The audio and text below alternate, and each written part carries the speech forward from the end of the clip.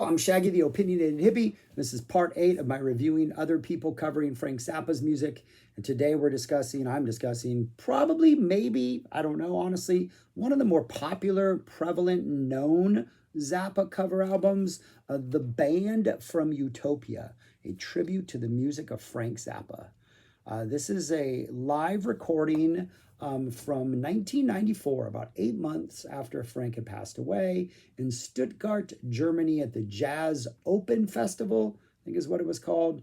A whole bunch of Zappa musicians who used to play with Zappa are in this band, along with a drummer, Jay Ditamo, on drums. That's what drummers usually are on. He's the only non-Zappa member, but it is a really, really, really good collection of musicians. Going probably I guess this is enlisted of order that they have, no, it isn't. But we have Bruce Fowler, on trombone, Tom Fowler on bass. We also have Arthur Barrow on bass, and apparently he's on guitar also. Tommy Mars is here, Ed Mann, Ike Willis, Chad Wackerman, Bobby Martin, Kurt McGettrick. Whole bunch of people on vocals. I think Fowler gets credited. Both Fowlers get credited for being on vocals. Mars, of course. No Man gets credit. Apparently, Ed Mann's not doing anything. Arthur Barrow gets credit. Ike Willis gets credit. Bobby, of course. And it's a really, of the things I've done so far, it's the one that sounds the most like Frank Zappa. Other than the fact that there's no Frank Zappa, like either his voice or his guitar, you could mistake a lot of this for actual Frank Zappa music. There's a couple sort quote unquote monster songs on here that get somewhat of a monster treatment, which is like improv and jazzy and extended and stuff like that. And they both kind of sound like this very interesting mix of like fall 77, winter 78 improv, mainly winter 78, and like 88 improv. The improv sections have like solos. They seem to have somebody's conducting the band through some changes. There's kind of a nod to a mystery word section in one of them. And it's just the only thing missing is the presence of Frank Zappa, but it sounds like Zappa music. I love the set list, the track list on here. I think the obvious comparison to this is the Zappa's Universe, which I also really like. They kind of both have one song I don't like. Yo Cats is on here. Kind of doesn't do anything for me, but it just kind of doesn't do anything for me, but I don't actively dislike it. Whereas Zappa's Universe has the Jazz Discharge Party Hats. But that one, at times, it's just like a really good rock band playing Zappa music. This sounds like a Zappa band playing Zappa music. I think the set list is fantastic, except for maybe a couple decisions that are made. Everybody sounds like they're having a blast.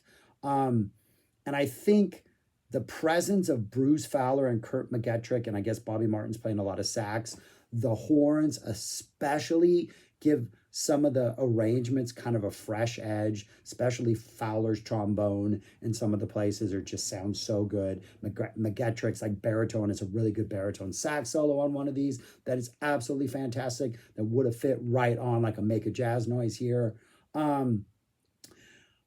Not really sure most of the time whether Tom Fowler or Arthur Barrow is on bass. Don't know how they've divided up those chores, but I think it's maybe in both the Monster songs, there's some really kind of Phil Leshy bass playing where it's just kind of all over the map. It almost seems like it's a solo, or it's in its weird own world, which has to be Tom Fowler because a lot of Tom Fowler's bass playing reminds me of Phil Lesh from like 73 and 74. So I'm assuming that's Fowler just stepping up and delivering. Tommy Mars gets some chance to scat, like do a little Tommy Mars singing on some of his songs. Ike Willis and Bobby Martin doing a lot of the vocals, just feels and sounds like Frank. It is a fantastic release. We have 15 songs. Opens up with Chunga's Revenge, just the theme. We don't get any sort of solo break in this. I think Fowler's doing some nice carrying of the melody, and it just sounds absolutely fantastic. My only real complaint, other than the Yo Cats, which I have to admit I kind of enjoy on here, is it goes into Ain't Got No Heart, which has never done anything for me. So if there's anything, it's like a weak start. That goes into Take Your Clothes Off When You Dance.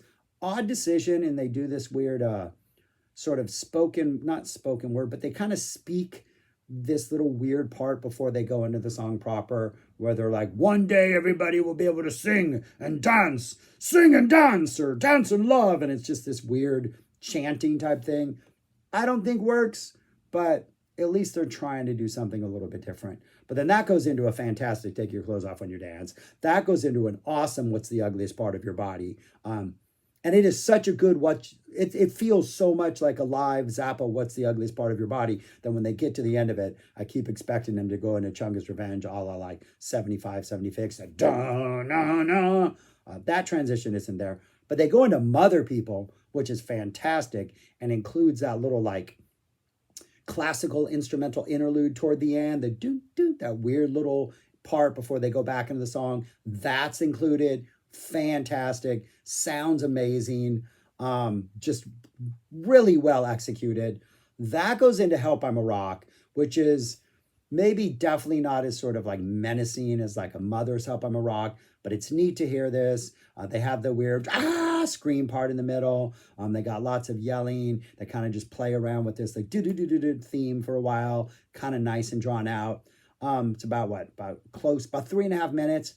But then that goes into the Eric Dolphy Memorial Barbecue. And the segue from Help I'm a Rock into the Eric Dolphy is so smooth and so good. And so would have made Frank proud. It is such a fantastic segue. We get like a 6-minute Eric Dolphy, I think a sax solo, maybe 2 in there that is really nice.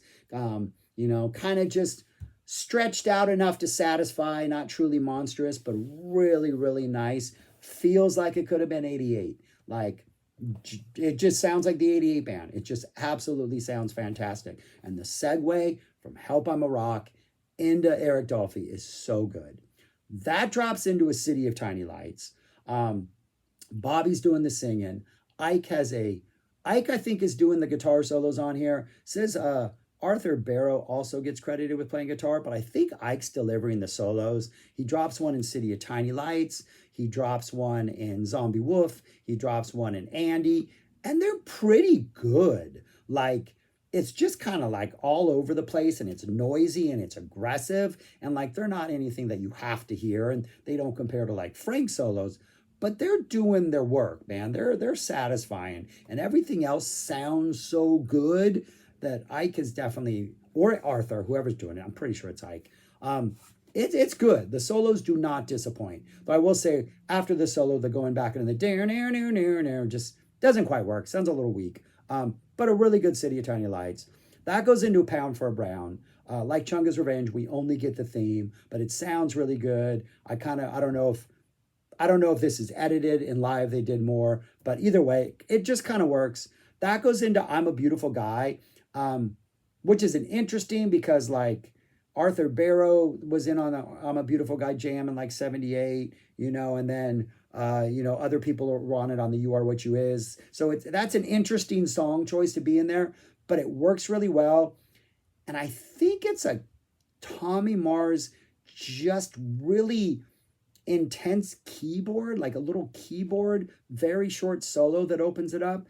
It might be guitar, like this really highly sort of effect heavy guitar that just is piercing in metal, but I also think it's keyboard. I can't tell which one it is, but it's a really neat sort of like brief intro solo to I'm a Beautiful Guy before they go into the song proper.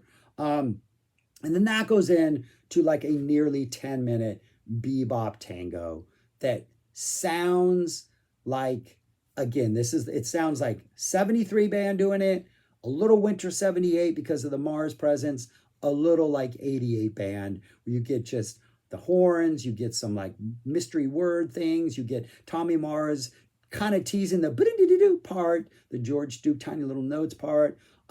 It just works. It feels loose. It feels like a monster song. It feels like Frank could be conducting them through these paces. It's just satisfying. It's really, really, really good music.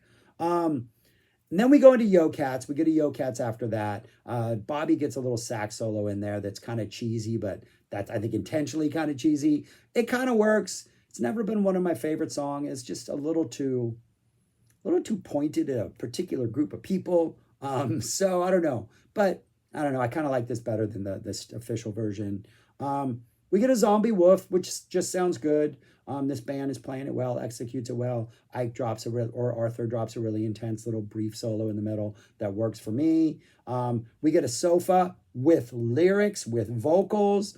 Starts off with "I am the hey," Ike starts singing it. We're off on it, so it's cool that they've decided to do the non-instrumental version of Sofa. That makes me happy. And then the entire thing ends up with just an absolutely well executed Ike dropping another pretty intense solo in there.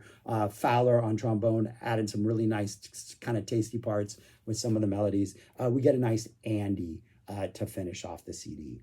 But really, really enjoy this. I know this band played shows after this. I think they've had other releases after this, but this was their first release. Recorded about 8 months after Frank passed away. You can feel the love, you can feel the passion. The music is fantastic. Other than not hearing Frank's voice or not hearing Frank's guitar, it sounds like a Zappa band playing a live Zappa concert. It's a really impressive release. Where would I rank it? I have it at number 3, only because I